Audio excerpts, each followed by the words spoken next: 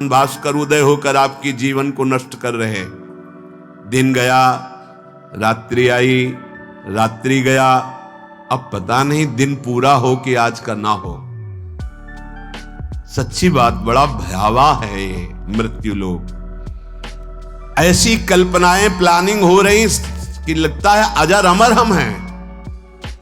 आगे से आगे की 7 पीढ़ी सुख भोगते रहे, इतना व्यवस्था कर ले हम। 7 मिनट का भरोसा नहीं कि जिनके लिए हम 7 पीढ़ी की सोच रहे हैं वो 7 मिनट रहेंगे कि नहीं, या जिससे सोच रहे हैं ये रहेगा कि नहीं। बड़ा भयावह विषय। तुम्हें भय नहीं लग रहा? माया की तरफ से निर्भय हो तो महाभय को प्राप्त हो जाओगे। भजन की तरफ वृत्ति जोड़ो, फिर निर्भय हो तो परमानंद को प्राप्त हो जाओगे। तरी जाती है आयु रात दिन, रसना प्रेम सहित कही हरि हरि हरि। राधा कानन शरण मना परी। मन से और तन से यदि वृंदावन का सेवन करने का सौभाग्य मिला है, तन से तो वृंदावन वास हो ही रहा है, पर मन से भी करो। कैसे होगा? तो बोले रसना हरि हरि, जिह्वा हरि हरि नाम, राधा राधा राधा, कृष्ण कृष्ण कृष्ण, ये रटना प्रारंभ करो। ना हाथ में माला है, ना मन में मंत्र चल रहा है, ना नाम चल रहा है, असंतुष्टता होती। किसके साथ तुम धोखा कर रहे हो? अपने साथ कर रहे हो। आज कोई टोकने वाला है, कल कोई टोकने वाला नहीं मिलेगा, कोई रोकने वाला नहीं मिलेगा। रौन देगी माया। विश्वास कीजिए, लाखों सर झुकाएंगे, लेकिन चूक जाओगे तो कोई तुम्हारा मुंह नहीं देखना चाहेगा। ध्यान रखना, ये संसार है। सही मार्ग पे चलोगे, भगवत भजन करोगे, बिस्तरे सब जग विमल कीरति, साधु संगति ना टरे। नहीं तो ठेका नहीं लिया संसार ने तुम्हें सर झुकाने का। अगर आज सर झुका रहा हो, नाम जप और सही ढंग से नहीं चलोगे तो कल तुम्हारा कोई चेहरा नहीं देखना चाहेगा। तुम्हारी छवि उठाकर नाली में फेंक दी जाएगी। ये संसार है। होश में भगवान ने तुम्हें केवल विरक्त मार्ग, भगवत मार्ग दिया है भजन करने के लिए। रात दिन तुम्हारी आयु क्षीण हो रही, कमाई कर लो, जाना है प्रभु के पास। यहां की प्लानिंगें केवल धर्म पूर्ति के लिए सोचो, भगवत प्रसन्नता के लिए सोचो। मान जाओ मेरी बात। नहीं, बहुत बहुत इतिहास साक्षी हैं, बस प्लानिंगें ही चलती रहती। मन की मन में ही रह गई, कुछ कर नहीं पाए, और जो मन में रह गई वो आगे जन्म के विस्तार कर दिया। बड़े महापुरुष कह रहे हैं, तरी जाती है आयु रात दिन, रात दिन चला जा रहा है। काल करे सो आज कर, आज करे सो अब, पल में परलय होएगी, बहुरी करोगे कब। भजन के लिए अरे फिर कर लेंगे, और भोगों के लिए, विषय के लिए, प्रपंच के लिए अभी। उल्टा करो, जब भोगों के लिए मन लालायित हो तो आगे के लिए टाल दो, भजन के लिए अभी अभी अभी, इसी समय से। राधा राधा राधा। गही रही मीत रवि सुता को तट, अपनावेगी कुंवरी कृपा करी। श्री हरिवंश प्रसाद स्वामिनी, दय है उर आनंद विपुल भरी। अरे मित्र, तुम परम पावन यमुना के पुलिन पर आ गए हो तो बैठ करके खूब नाम जप करो, नाम कीर्तन करो, प्रभु की लीला गायन करो, तो कुंवरी किशोरी जी ये देख करके तुम्हें अपना लेंगी। जहां स्वामिनी जी ने अपनाया, तुम्हारे हृदय में आनंद स्रोत खुल जाएगा। हरिवंश प्रसाद से स्वामिनी जी तुम्हें अपने चरणारविंद का परम सुख प्रदान करेंगी। स्वामिनी जी के चरणों से प्रेम रस धारा बहती रहती है। आचार्य प्रसाद से, गुरुदेव प्रसाद से स्वामिनी जी कृपा करेंगी, संबंध का निर्वाह करती हैं वो, आपके हृदय में प्रेम जागृत कर देंगी। निर्दूषित करिवास रसिक जन, सदा संगरमी दृढ़ व्रत यह धरी। निर्दूषित, अगर हमारे अंदर रहनी दूषित रही तो धाम में रहते हुए अंतिम समय यहां शरीर छूटे कल्याण हो जाएगा, पर प्रिया प्रीतम के समीप पहुंचना, उनकी नित्य सेवा में पहुंचना ये दुर्लभ हो जाएगा। कह रहे कि कृपा से तुम्हें लाडली जी ने वृंदावन धाम का अगर वास दिया है तो रसिकों का संग भी दिया, तो निर्दूषित वास करो। निर्दूषित, हमसे कोई अपराध न बन जाए, हमसे कोई दोष न बन जाए।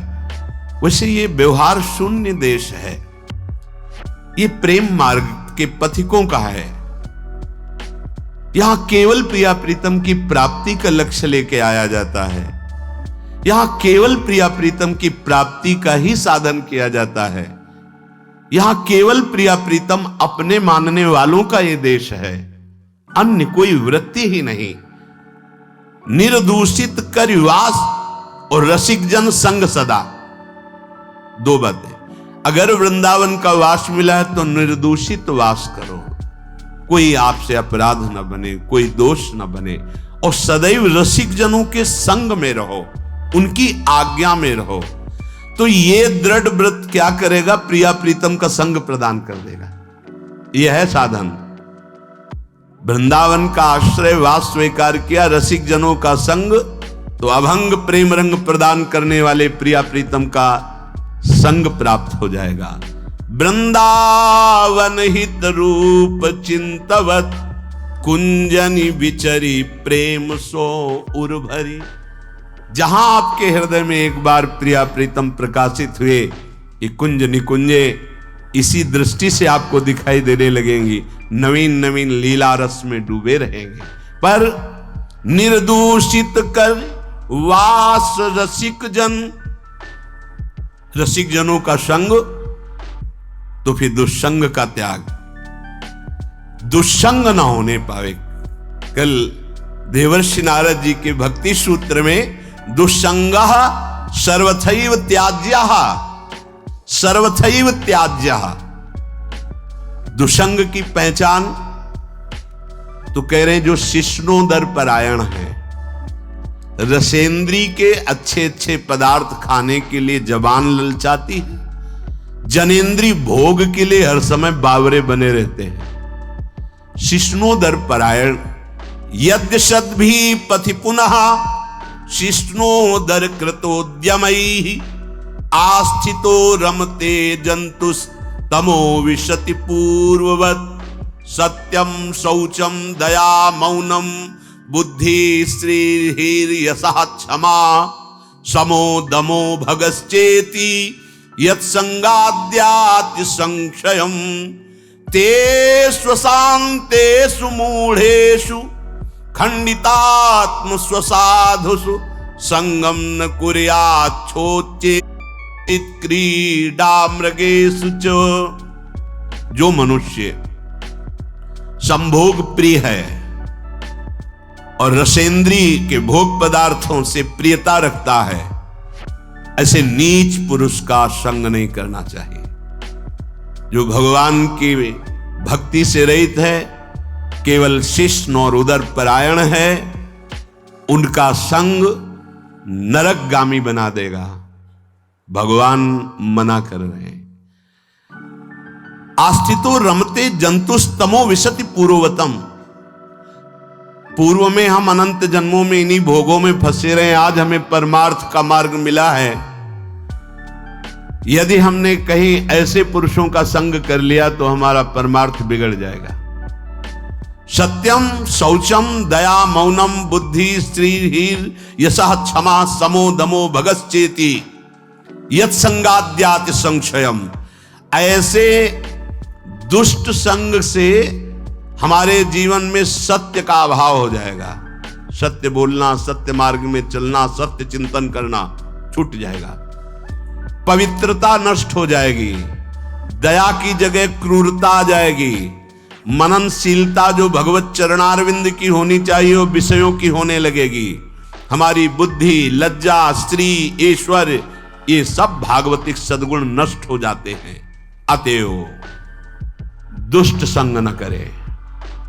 ये जो अशांत चित्त है, मूर्ख है, भगवत विमुख है, नष्ट बुद्धि है, ये जो भोगों के खिलौने बने हुए हैं, ऐसे असाधु पुरुषों का कभी भी साधक संग न करे, नहीं तो नष्ट हो जाएगा। दुष्संग का त्याग प्रत्येक साधक को बड़ी सावधानी पूर्वक करना चाहिए। एक साधक को बड़ी सावधानी पूर्वक करना चाहिए।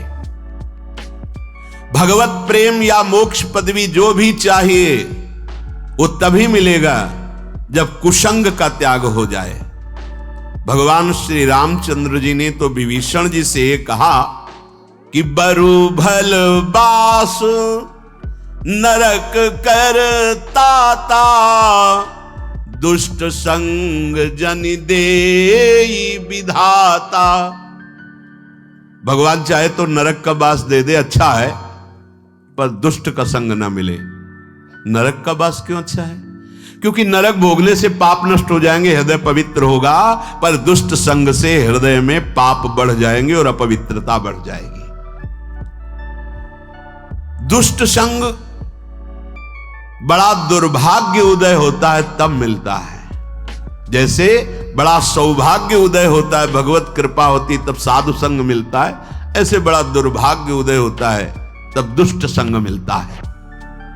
इंद्रियों का कोई भी विषय, अभी तक तो बाहरी दुष्संग की बात, अब कह रहे हैं अंदर दुष्संग की बात। व्यक्ति जनित दुष्संग और वृत्ति जनित दुष्संग, अब अंदर की बात।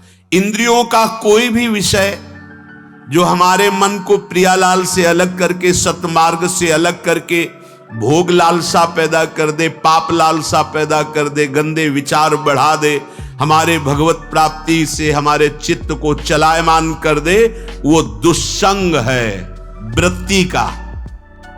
बड़ा सावधानी की जरूरत है। ये भगवत प्राप्ति का मार्ग चलना थोड़ा कठिन है, भगवत प्राप्ति नहीं कठिन है, क्योंकि हमारी वृत्तियां उसी में फंसी रही है। तो ऐसे सत्संग 10 वर्ष सुनो,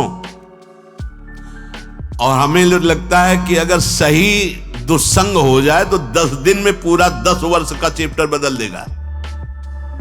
तो 10 वर्ष का सत्संग काम उतना नहीं किया, क्योंकि 10,000 जन्मों से हम दुस्संग में ही रहे हैं। तो जहां दुस्संग मिला तो मन राजी हो जाता है, यार बहुत जल चुके, 10 वर्ष हो गए। भगवत प्राप्ति के मार्ग से हमारे चित्त को चलायमान कर देने वाला दुस्संग हमारे पास भेजा जाएगा। बात समझना, माया ऐसे पार्षदों को भेजेगी।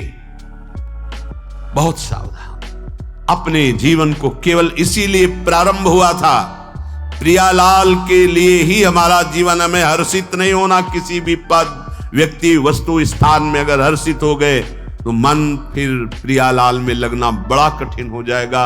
ये बालू का बांध है, एक बार फूटा तो दोबारा बनाना बड़ा मुश्किल है। सावधान। हमें ना कोई ऐसी चेतन वस्तु या जड़ वस्तु का दृश्य देखना है जो हमारे अंदर भोग वासना पैदा कर दे। जड़ के देखने से भी होता है क्या? हाँ, चित्र जड़ ही तो है। जो आप चलचित्र देख रहे हो जड़ ही तो है ना, उसमें कुछ हो थोड़ी रहा है, वर्तमान में थोड़ी हो रहा है, वो तो चित्र है। लेकिन वो चित्र तुम्हारे चित्त को बलात् आकर्षित करके भोगों में फंसा देगा। बहुत सावधान। ना कोई चैतन्य वस्तु। संगम त्यजेत मिथुन वृत्ति नाम मोक्षो। मैथुन धर्म से युक्त किसी भी प्राणी पर दृष्टि जाए, तत्काल मानसिक प्रणाम करके हटा लीजिए। दोबारा दृष्टि गई तो पतित हो जाओगे, संकल्प विकल्प होने लगेगा। इसीलिए साधक अपनी दृष्टि पर शासन रखता है। ये उचक्का की तरह ऐसे ऐसे चलना साधकों का स्वभाव नहीं होता। बावरों की तरह ऐसे ऐसे देखना, गर्दन इधर, ग्रीवा झुकी हुई है, आगे का मार्ग देख रहे हैं, नाम निरंतर चल रहा है। किसी से बात कर रहे हैं अगर तो भगवत वार्ता कर रहे हैं, चेहरा देखना जरूरी नहीं, चाहे स्त्री हो चाहे पुरुष हो। जब आपको पता है कि हमारे पूज्य जन है तो हम उनका दर्शन करते, नहीं तो चरणों तक सीमित है। ऐसे बात की चल दिया, कोई भी रूप हमारे नेत्रों ने नहीं पकड़ा तो प्रियालाल के रूप में तन्मयता बढ़ेगी। बड़ी सावधानी से। एक नैमिषारण्य के संत भगवान थे, वो कभी नहीं देखते थे किसी की तरफ, बस ऐसे जैसे पूज्य श्री हरि बाबा ऐसी ही दृष्टि। अगर वो बात करते तो उड़िया बाबा की तरफ देखकर बात करते थे, अन्यथा ऐसे ही रहते थे। कुछ तो महापुरुषों का हम अनुकरण करें। ऐसे जिधर मन आया जो मन आया देख रहे हैं, जैसे आप समझते हो कि सामने से नहीं देखेंगे पीछे से देख ले। बात तो अपनी चित्तवृत्ति की है। अगर हमारी चित्तवृत्ति दूषित हो रही तो सामने और पीछे से क्या है, झरोखे से क्या है। हमें अपनी चित्तवृत्ति दूषित होने से बचाना है। हम ना कोई ऐसी चर्चा सुने, ना कोई ऐसी चर्चा करें, ना ऐसे स्थान में जाएं, ना ऐसी पुस्तक पढ़े, ना ऐसा दृश्य देखे, ना ऐसा चित्र देखे, ना ऐसी वस्तु खाए, ना ऐसी कोई सूंघने की वस्तु ले जिससे हमारे अंदर प्रमाद स्थिति आ जाए और इंद्रियां विषयों की तरफ प्रबल हो जाएं। ये सब दुष्संग माना जाएगा। याद रखना चाहिए, अच्छे और बुरे भावों की उत्पत्ति, ये 10 बातें प्रधान होती हैं। आपके अंदर अच्छे भाव आ रहे या बुरे भाव आ रहे तो उनमें ये 10 बातें प्रधान हैं। पहला, स्थान। आप कहां बैठे हैं, कहां रह रहे हैं, किस जगह खड़े हैं, आपको स्थान देख करके ही बर्ताव में उतरना है। जैसे मंदिरालय है, आप वहां खड़े होंगे तो तमोगुण अपने आप बढ़ने लगेगा, आसुरी प्रवृत्ति बढ़ने लगेगी। ऐसे ऐसे जिस स्थान पर खड़े होने से, देखने से, बात करने से हमारी वृत्ति बिगड़ रही, उस स्थान का तत्काल त्याग कर देना चाहिए, वहां से हट जाना चाहिए। पहला है स्थान। जैसे सत्संग, यमुना जी का एकांतिक पावन तट, किसी लता के नीचे, किसी संत भगवान के सानिध्य में, अब हमारा ये स्थान भजन वृत्ति बढ़ाएगा। उस व्यक्ति का घर जिसके पास जाने से वासनाएं बढ़ रही, उस स्थान में जहां दृश्य देखने से हमारे अंदर गंदी बातें आ रही, पहला है स्थान।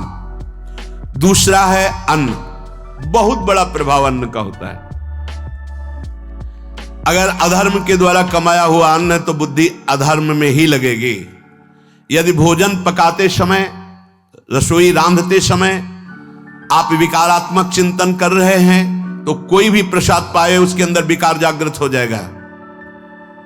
अन्न का बहुत बड़ा प्रभाव पड़ता है। एक बार पूज्य पाद उड़िया बाबा जी महाराज अपने परिकर के साथ भ्रमण में थे तो किसी बड़े धनी मानी ने निमंत्रण दिया, महाराज आज यहीं रुको। तो बाबा ने कहा हम लोग गांव के अंदर नहीं रुकते, तो बाहर कोई वृक्षों का समुदाय, जंगल जैसा, तो उसमें वहां रुके, पर भोजन उनकी तरफ से, भोजन सबने पाया। जब सुबह हुआ तो महात्मा जन, साधक जन एक दूसरे की तरफ देखे और बोले आज तो हमको बड़ा दोष हुआ, गंदा स्वप्न आया और हमारा संयम बिगड़ गया। बोले ये तो हमको भी हुआ, जितने थे सबको हुआ। उड़िया बाबा के समीप गए, बाबा ने कहा अच्छा ऐसा हुआ, ये तो अन्न दोष है, बुलाओ सन्न पवाने वाले को, फिर चलेंगे। बुलाया और बाबा ने कहा बिल्कुल सत्य बोलना, नहीं तो आप जानते हो इतने महात्माओं के संयम को आपने भ्रष्ट कर दिया, सत्य बोलना क्या बात थी। तो उनका महाराज संतान नहीं हो रही थी, सुना था आप बहुत सिद्ध महापुरुष हैं तो आपके परिकर को इसीलिए पवाया, अंदर काम भाव था कि हमारे कामना थी कि संतान उत्पन्न हो, वैसे चिंतन करते हुए बनाया ऐसे। बोले सबका संयम नष्ट कर दिया, होश में, नरक जाने वाली बात मत सोचो। अरे संतों को पवाओ जैसे अपने पुत्र को पवाते हैं, ऐसी भावना करनी चाहिए। आज हो भाग्य तो परिणाम खुद मंगल में निकलेगा। काम भाव से युक्त होकर क्यों बनाया, सब संतों के अंदर विकार पैदा कर दिया। अन्न का प्रभाव पड़ता है, हम जैसा अन्न पाते हैं वैसा। कई बार सुनाया है, सिद्ध महापुरुष पूज्य प्रातः स्मरण श्री बलराम दास जी महाराज झाड़ू मंडल के, यमुना के पावन तट पर ही है, रास मंडल के पास ही, वो अपने एक लता के नीचे बैठे हुए भगवत चिंतन कर रहे थे। अचानक यमुना जिस नजदीक है तो कोई माई स्नान किए हुए निकली तो नेत्रों ने देखा और विकार उत्पन्न हो गया। वयोवृद्ध सिद्ध महापुरुष, उन्होंने कहा आप तो इस शरीर को नष्ट कर दूंगा। शिष्यों ने कहा महाराज ऐसा क्यों? बोले किसी माता के शरीर को देखकर हमारे अंदर विकार क्यों आ गया? ऐसा नहीं, आज तक कभी नहीं हुआ, ऐसा क्यों हुआ? उनका महाराज आपस में सब शिष्यों ने कि कुछ ना कुछ तो खान पान में गड़बड़ी हो गई, तभी ऐसा हुआ। बाबा आज परिक्रमा करते हैं वृंदावन की, बाद में आप जो आदेश करेंगे जैसा करेंगे, पहले परिक्रमा। वृंदावन की परिक्रमा का बहुत बड़ा प्रभाव, जब कभी मन आपका ऐसा विक्षिप्त हो, परेशान हो, तत्काल परिक्रमा प्रारंभ कर देना नाम जप करते हुए। आप देखना परिक्रमा पूरी होते होते शांति हो जाएगी। बाबा ने खूब नाम कीर्तन करते हुए शिष्यों के साथ परिक्रमा दी, मन का विकार शांत हो गया। उनका ऐसा कैसे हो सकता है कि हमारे अंदर विकार आ गया? ये बड़ी सूक्ष्मता का विषय है। कल प्रसाद कहां से आया था? उस समय लाडले गोविंद देव जी महाराज यहीं विराजमान थे वृंदावन में। बोले तो ठाकुर गोविंद देव जी का प्रसाद आया था। लकुट उठाई आया था, लकुट उठाई है वो तो भगवत स्वरूप। तस्मित तज्जने भेदा भावात, भगवान और भगवान के ऐसे जनों में भेद नहीं होता, वो भगवत स्वरूप होते हैं। गए और कहा बताओ आपका प्रसाद न पावे तो अपराध लगे कि प्रसाद नहीं पाया, और प्रसाद पावे तो हमारे अंदर काम जागृत हो जाए, हम तो मरे ना दोनों तरफ से। तो ठाकुर जी बात कर रहे थे, दूसरों को नहीं सुनाई दे रहा था। कह रहे थे कि देखो नाराज मत हो, कलकत्ता की वैश्या थी, उसने भोग लगाया, अब उसने भोग लगाया तो हमने चख पाया, तो आपको प्रसाद का किनका लेना चाहिए? किसने कहा था कि पूरा प्रसाद पाइए? जरा किनका ले लेते हो, मधुकरी पाते। हाँ ये बात आपकी मान, तो हमारा तो पूरा विश्व है, कोई भी भोग लगाएगा हम तो पाएंगे। हमारे प्रसाद की निष्ठा आप सबके हृदय में, तो किनका लीजिए, पूरा मत पाइए। सोचिए, भगवद अर्पित प्रसाद और वृत्ति भगवान ने आदेश किया किनका पाओ, माधुकरी मांग के खाओ। यहां वर्णन कर रहे, यदि हम अन्न थोड़ा भी हमारे अंदर दूषित चला गया, तो जब कभी ऐसी विकार की भावना हो, आपके अंदर विकार बन रहा है, तो खोजिए। आपने कोई दृश्य देखा है, आपने किसी से बात की है, आपने कोई ऐसा संकल्प बनाया, नहीं तो फिर भोजन दोष आ गया। अब आज उपवास कर दो, जब तक वो वृत्ति न नष्ट हो तब तक कुछ मत पाना, जल से काम चलाना, तो एक दिन एक पहर अपने आप शांत हो जाएगा। अगर बहुत विकलता हो रही तो नाम कीर्तन शुरू कर दो, भोजन मत पाना, नाम कीर्तन शुरू, बिल्कुल शांति मिल जाएगी, बिल्कुल। और ये तो उदाहरण महापुरुष इसलिए देते कि हम सावधान रहें। हमारे अच्छे भाव या बुरे भाव में ये 10 बातें बहुत प्रभाव डालती। पहला स्थान, दूसरा अन्न, और तीसरा जल। पानी भी बहुत संभाल के। नहीं, आजकल तो देखो प्रायः ऐसे दांत से प्लास्टिक नोचेंगे, ऐसे पानी पिएंगे, कब भरी गई, कहां भरी गई, कैसा पानी। बड़ा देखो कैसा हमारे भजन साधन के लिए विक्षेप पैदा होता चला जा रहा है। पहले सुंदर सरोवरों का जल, मतलब 15 वर्ष तो गंगा जल ही केवल पिया है, जो आकाशवृत्ति से मिला नहीं, गंगा जल ही पिया है।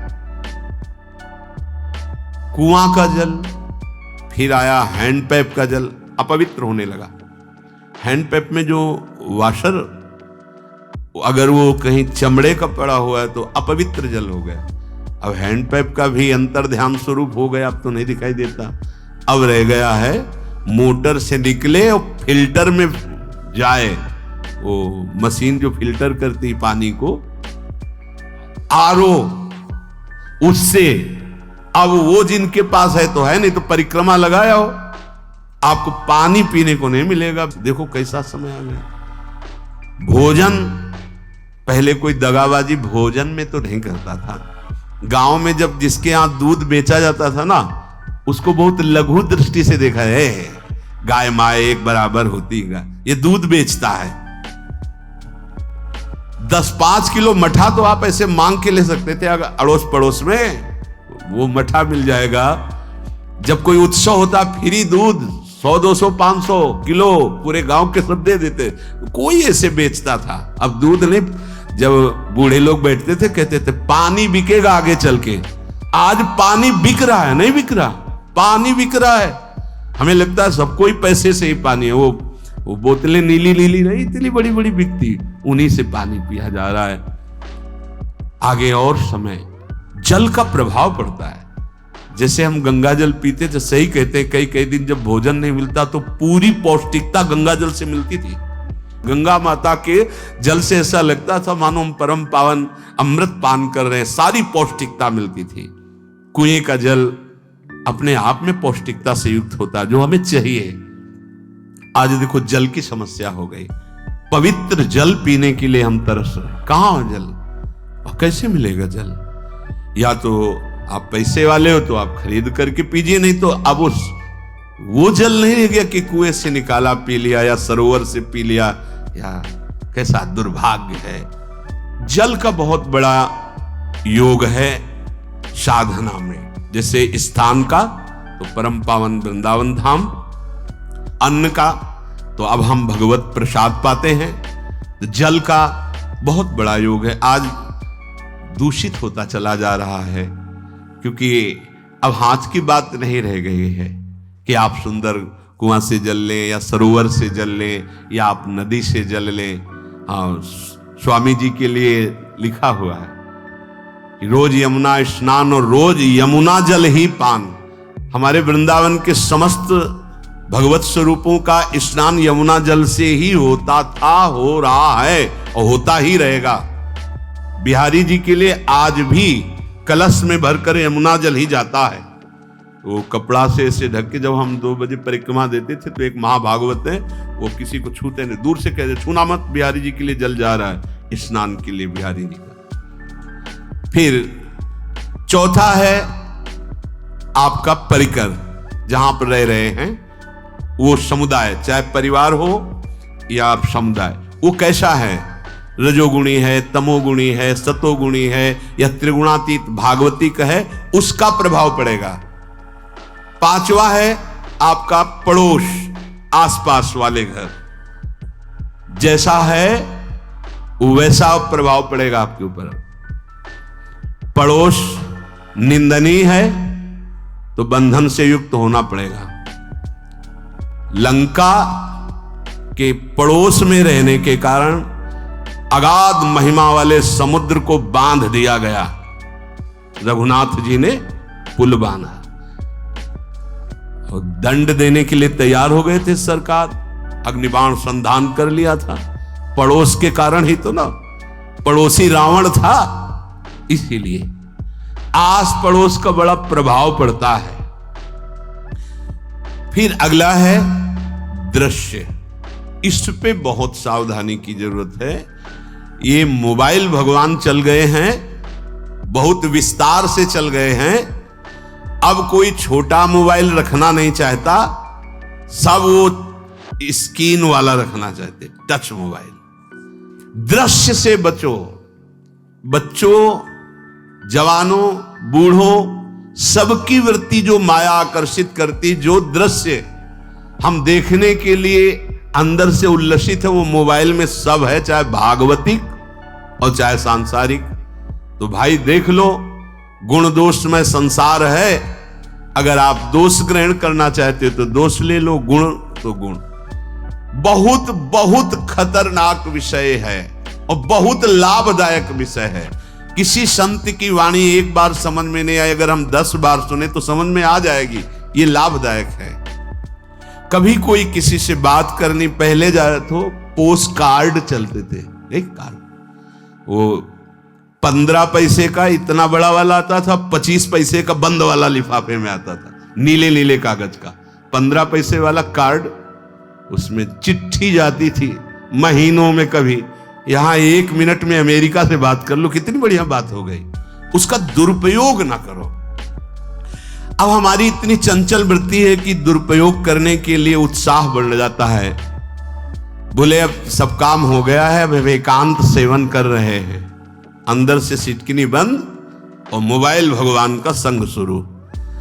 2-4 मिनट सत्संग और अच्छे दृश्य देखे, फिर बगले में वहां सब होता है कि आप बस उसको ऑन कीजिए, फिर जो मनोरंजन शुरू होता है फिर उपासक मिटिया मेट हो जाता है। ये बहुत सावधानी की बात कह रहे हैं। वैसे हमें लगता है यदि आपको इस बड़े कार्य वाले ना हो तो छोटा मोबाइल रखे तो अच्छा रहता है। तो इसलिए ये एक ऐसा कलयुग भगवान ने रचा है कि बचा पाना बड़ा मुश्किल है। इससे वृत्ति को बचाओ, जो बचा ले गया वो आगे साधना कर सकता है। बहुत सावधान बच्चों। हमें लगता है यदि आपका मन चंचल हो, आपके शासन में ना हो, तो स्क्रीन वाला मोबाइल अपने माता पिता को दे देना चाहिए। और हम कहते हैं रखो, छोटा वाला रखो, कभी कोई आपत्ति विपत्ति या सूचना देनी हो, बढ़िया काम करता है। जरूरी नहीं है इतना बड़ा लेके चलना। हाँ, अगर आपको बहुत राजकीय विभाग के कार्य हैं तो बात अलग है कि कौन सी सामान कहाँ कैसे, तो वहां से वीडियो भेज रहा है, वो चेक कर रहा है, यस हाँ ठीक है अब चलाओ। अपने को क्या काम है? सत्संग अगर सुनना है तो सत्संग सुनने के अलग यंत्र आते हैं, चला दे उसमें। वो इतनी बड़ी लगती है उसमें चिप, पेन ड्राइव ऐसे लगा दो और सत्संग सुनो। जरूरी वो दृश्य वाला रखो। यहां कह रहे दृश्य, अगर गलत दृश्य देखा तो बावरे बन जाओगे और अच्छा दृश्य देखा तो भगवान के मार्ग के पथिक बनोगे। तो देखो, अच्छे दृश्य में भी दोष दर्शन की वृत्ति की गुंजाइश है। जैसे कोई लीला हो रही है, लीला के पात्र, जैसे हमारे ब्रजमंडल में रास लीला होती थी, ऐसे 12 वर्ष 13 वर्ष के लीला पात्र, सब नव किशोर, जहां भाव ही बने रोते रहो। अब वहां बड़े बड़े लीला पात्र हैं, अगर हमारी भावना शासन में नहीं है तो वहां हम अंग प्रत्यंग के दर्शन से हमारी हाव भाव वहां जो हो रहा है उससे हमारी वृत्तियां बिगड़ जाएं। जब छोटे छोटे लाडली लाल परस्पर खेलते हैं तो केवल आशीर्वाद देने को, रोने का मन होता है। अगर आप लीला भी देख रहे हैं तो बहुत सावधानी की जरूरत है, क्योंकि वो चिदानंद शरीर नहीं है, पांच भौतिक शरीरों, हमारी दृष्टि पंचभूत में लगी हुई है। नाम जप करो, लीला गायन करो, फिर देखो जो लीला है, यही जीवन का परम सुख मिलेगा। सच्ची मान लीजिए। बस हम बार बार ये कहते हैं मोबाइल का सदुपयोग कीजिए, दुरुपयोग नहीं। मोबाइल बुरा नहीं, उसका प्रयोग बुरा है। दृश्य और साहित्य वैसे ही मनोवृत्तियां फिसलने वाली हैं, और जब ये आ गया कि फिसलाने में कितना लाभ है तो ऐसा कोई साहित्य और आलोचना, ऐसी कोई वार्ता न करे जिससे हमारे अंदर गंदे भाव आवे। यदि अच्छी चर्चा करते तो अच्छे भाव आते। देखो अभी ऐसी कोई भावुक चर्चा होने लगे तो सबका हृदय द्रवित हो जाएगा, और गंदी चर्चा हो तो हमारा हृदय विकार युक्त हो जाएगा। और कार्य, आप जो कार्य करते हैं उसका प्रभाव आपके मन के ऊपर पड़ता है। और उपासना, आप उपासना भोगों की करते हैं या योग की करते हैं? ये 10 से भाव बनते हैं और 10 से भाव बिगड़ते हैं। स्थान, अन्न, जल, परिवार, अड़ोस पड़ोस, दृश्य, साहित्य, आलोचना, आजीविका का कार्य और उपासना। यदि ये भागवती को हुए तो आपके अंदर भगवत भाव बढ़ेगा, और यदि ये रजोगुणी तमोगुणी हुई तो आपके अंदर आसुरी भाव बढ़ेगा। इन 10 से सावधानी पूर्वक व्यवहार होना चाहिए। जैसे आस पड़ोस में है तो बड़ी सुविधा है, यहां कोई किसी से मतलब नहीं रखता, बगल वाला कौन रह रहा किसी से मतलब, ये बढ़िया है। ज्यादातर गांव में होता है। अपने यहां ये अच्छा है कि जैसे आप अपने कमरे में गए, किसी से कोई मतलब नहीं है, वैसे ऐसा ही जीवन रखना चाहिए। अड़ोस पर ये ज्यादा जो व्यवहार मित्रता बढ़ाने वाला विषय, ये धाम में नहीं है, वृंदावन में ऐसा नहीं व्यवहार रखना चाहिए। आपके पड़ोस में कौन रख रहा है आपका परिचय नहीं होना चाहिए, कौन कौन रह रहा है आपकी जानकारी नहीं होनी चाहिए। नजर नीची की, अपने कुटिया में गए, अपने ठाकुर जी से मतलब, अपने भजन से मतलब। ना पड़ोसी को कुछ देना चाहिए ना लेना चाहिए, बात समझ लेना। कि जैसे आज उत्सव है उनको हम बुलाते हैं, वो हमारे यहाँ, ये व्यवहार यहाँ नहीं है। बनवासी हो, ठाकुर का भोग लगाया, और अगर आपको बांटना है तो बाहर निकलो, आधा किलोमीटर दूर ऐसी जगह बांटो जो तुम्हें राधे श्याम दोबारा ना बोले, फिर वो तुम्हें बुलाएगा, फिर वो बैठेगा, फिर प्रपंच की बातें होंगी, निंदा स्तुति की होंगी, फिर बड़ी संगोष्ठी होती है, पता चलता है। क्या फायदा ऐसे जीवन से? आप वनवासी हो, समय एकांत में दीजिए, अपनी कुटिया में बैठिए, नाम जप कीजिए, निकलिए, सत्संग सुनिए, ठाकुर दर्शन कीजिए, परिक्रमा कीजिए, फिर अपनी कुटिया में। ज्यादा व्यवहार में नहीं उतरना चाहिए। ये वनवास है, वृंदावनवास।